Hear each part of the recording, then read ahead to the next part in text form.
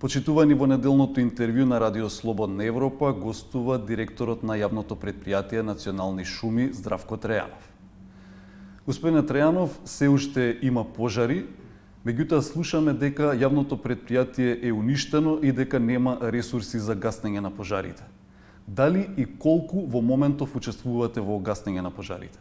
Вашата констатација дека претпријатието е уништено, во еден момент морам да се сложам дека тоа беше така кога дојдовме на овие работни места, јас како ВД директор и мојот тим помошници директори, затоа што претпријатието буквално беше оставено на стихија. Имаше неисплатени 4 плати, имаше огромни долгови, имаше блокирана сметка и опасност од многу наши соработувачи да бидеме исклучени. Такви беа Макпетрол во однос на горивото, такви се Телеком во однос на телефонските услуги, Евана во однос на струјата и така натаму. Изјавата дека претпријатието е уништено беше на директорот на ЦУК Стојанче Ангелов, меѓутоа слушаме изјави во медиумите од вработени на Национални шуми дека гаснат пожари во папучи. Дали е точно тоа? Воопшто не е точно. Изјави имаше најразлични во медиумите, меѓутоа одговорно тврдам дека со нашето доаѓање сите вработени во ЈП Национални шуми, особено тие што се задолжени за гаснење на пожари, а тоа се луѓе кои имат поминато соодветна обука, кои знаат проблематиката на гаснење на шумски пожари, знаат за каков тип на облека, опрема треба да поседуваат и истите се искусни, можеби најискусни во однос на гаснењето на шумски пожари во државата.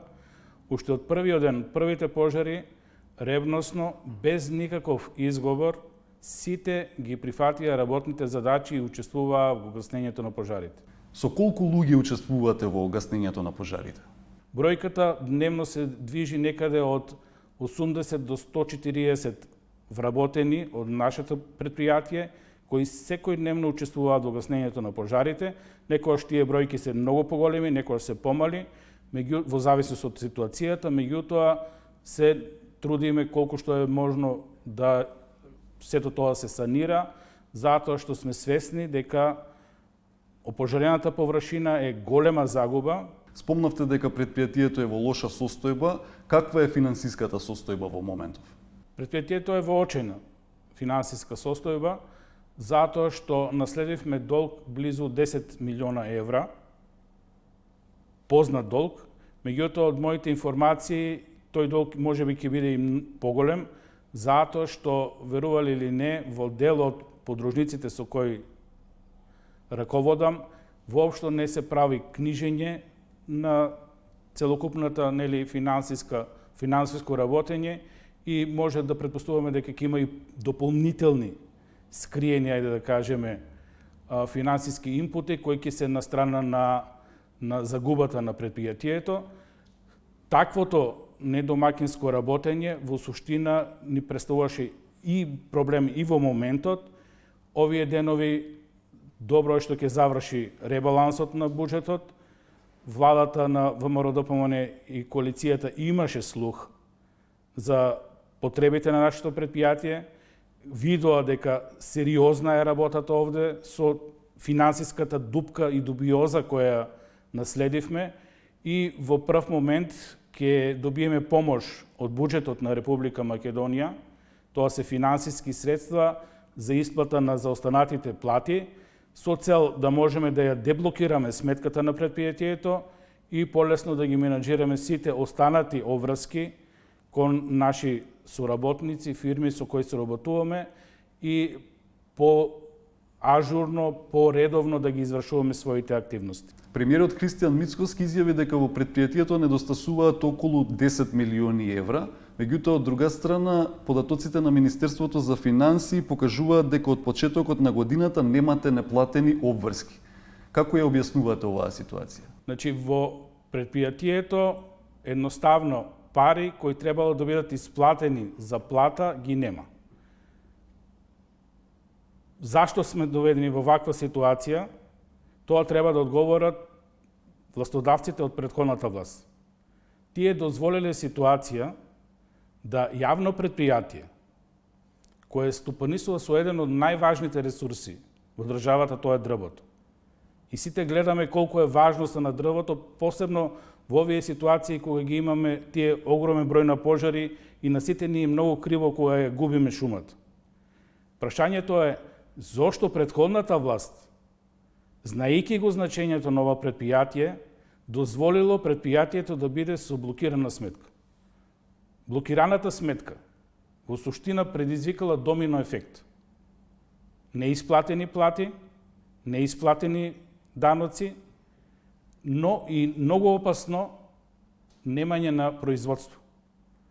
Ова предпријатие се финансира од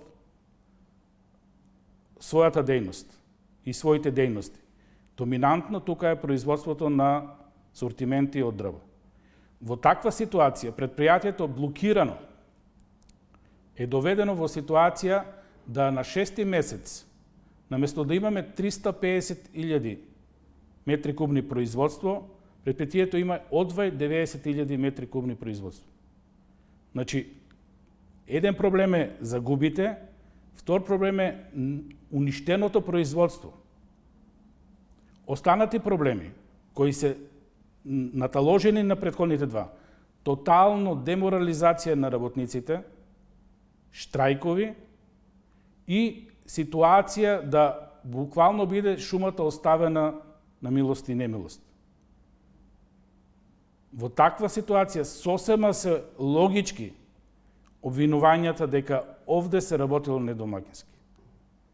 Затоа што не може и не смее дрвото како ресурс, дрвото како категорија која е внесена во Уставот на Република Македонија, да биде оставен вака на стихија, на милост и немилост на сите криминалци кои харат околу шумарството во Република Македонија. Предпријатието со години е место за вработување на партиски кадар. Има ли превработеност во ситуација кога од друга страна, например, во Берово недостасуваат дрвосечачи? Во ситуација кога предпријатието е било во катастрофална состојба, менаџментот повторно од претходниот состав се става во функција на политиката наместо во функција на предпријатието. Последните огласи за вработување условно се огласи за вработување на секачи, дотурачи, редачи на дрво и тоа не повеќе, не помалку околу 400 луѓе. За само неколку дена сите тие луѓе кои се примани како секачи до еден, со исклучок на двојца, тројца во цела држава, се вместени, добиваат работни налози да бидат во администрација. И сега имаме ситуација кога на хартија ние имаме условно 320 секачи, меѓутоа во пракса тоа се вработени луѓе кои се гнездени во администрација. И сега имаме проблем со тие луѓе. Не сакат да си ги извршуваат своите работни задачи. Прифатиле да бидат секачи, еден дел дури е трагично и изманипулиран. Таму се вработени и шумарски инженери, шумарски техничари, се понижени да бидат учесници на тој конкурс, само и само да добијат вработување на неопределено време. Не им објасниле на луѓето дека никогаш не може тоа место да биде трансферирано во инженерско место. Што ќе превземете сега за оваа ситуација? Секој што ќе работи на тоа што е примен, ќе добие плата. Секој што не сака да си ги извршува работните задачи, јасен е законот, на нас ни треба луѓе кои ќе си извршуваат работата. Вие сте професори на Шумарски факултет. Зошто земјава не е способна да ги превенира шумските пожари, особено од подметнување? Еден од главните проблеми. Ние дозволивме премногу политизација на ова предпријатие. За жал, платите на инженерите, на шумските техничари се ужасно ниски. Под сите можни просеци. Буквално сите плати во предпријатието се доближени до минималната плата. Затоа што предпријатието е нерентабилно вако како што е. Во такви околности, во околности кога гледате дека се трупа партиска администрација, како последниот конкурс. Во ситуација кога гледате дека има урамноловка, сите земаат плата, работеле, не работеле, јасно е дека настанува деморализирање на стручните лица. Конечно одговорот. Стручните лица, ако сакаме да има шумарство во оваа држава, мора да бидат во шума. Мора да ги извршуваат своите задачи во шума и за тоа да бидат добро платени. И да бидат горди на тоа што го работат. Ако ние, нашите вработени, ги мотивираме и ги насочеме кон местото каде што е природно, тоа е шумата, тогаш го имаме процесот на превенција. Ние јасно ќе знаеме кој влегува во шума, кој излегува во шума, кој каде се движи, кој што прави во шума, и тоа ви е најдобрата превенција ако знаете што ви се случува во дворот. На тој начин ќе дозволете, ние ќе превенираме пожари. Во спротивно, ако теренот е оставен на милост и немилост, ако има штрајкови, ако вработените се демотивирани и не се на терен, ќе се случуваат секакви аномалии. Имало пожари и порано и сега, меѓутоа докажано е научно. Имаме ние катедра за заштита на шумите и ги обработуваме пожарите како посебен предмет. Најдобар начин за борба против пожарите е превенцијата. Воопшто да не се случат. Во овој период ние треба максимално да бидеме присутни. Новите современи средства значат видеонадзори, значат дронови, значат целосно уклучување на се што може да биде ставено како ресурс за да следиме што се случува во ситуација. Дали е точно дека една од причините за подметнувањето на пожарите е потоа тие локации да бидат урбанизирани и да се прави профит од дрвијата? Што знаете околу ова? Мотивите се најразлични. Не исклучувам и такви мотиви, затоа што има логика во сето тоа. Не ги исклучувам дури и пироманите, кои едноставно се, веќе и докажана медицинска болест. Како гледате на тоа што во земјава во изминативе 10 години има само една пресуда за подметнување на пожар, и тоа е судот во Дебар, а во 6 години изгореле 30.000 хектари шума вредна 55 милиони евра? Може би го отворивте клучното прашање. Штетата од пожарите е огромна. Мораме да разликуваме случајни пожари, мораме да разликуваме подметнати пожари, мораме до крај да ги истражиме причините за појава на пожари. Мораме да делуваме брзо. Меѓутоа, ако нема на крајот судски епилог, тогаш се поставува прашањето зошто е таа истрага. Констатиравте само една пресуда. Тука е поразот на државата. Затоа, во управувачкиот комитет на состаноците кои ги имавме, заклучивме дека неопходно е реформа на системот. Неопходно е промена на законите, затоа што имаме ситуации кога некој свесно подпалува шумски пожар. Истовремено имаме податоци од неодамнешни истражувања, како например на Евротинк, дека јавното предпријатие Македонски шуми годишно сече до 600.000 метри кубни огревно дрво, а домакинствата и јавните установи трошат 1,6 милиони кубни метри огревно дрво и дека разликата од 1 милион метри кубни влегува во џебовите на дрвократците. Како гледате на ова? Поразително. Поразително затоа што едноставно во државата немаме систем кој ќе се грижи за шумите. Покрај за пожарите на нас не е потребно реформи и во шумарството. Дали според ова криминалот со сечата и пожарите се прави со благослов на институциите, бидејќи станува збор за сериозни суми од десетици милиони евра?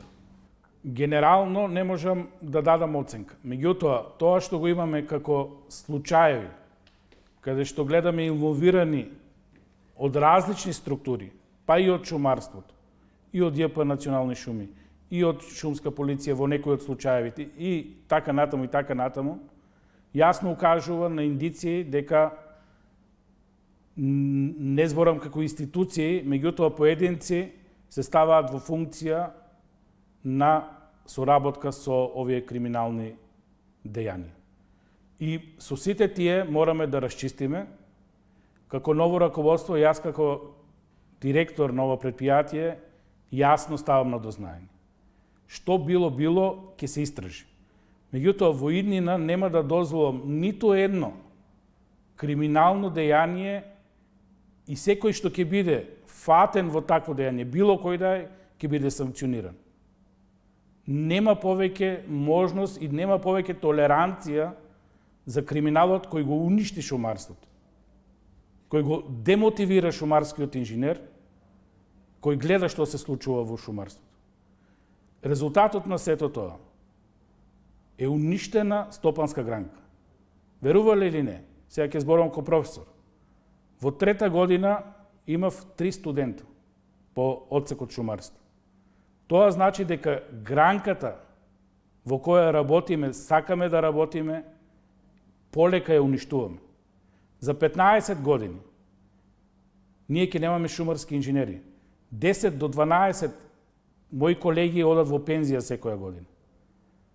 Значи, за краток период ќе нема шумарски инженери во државата.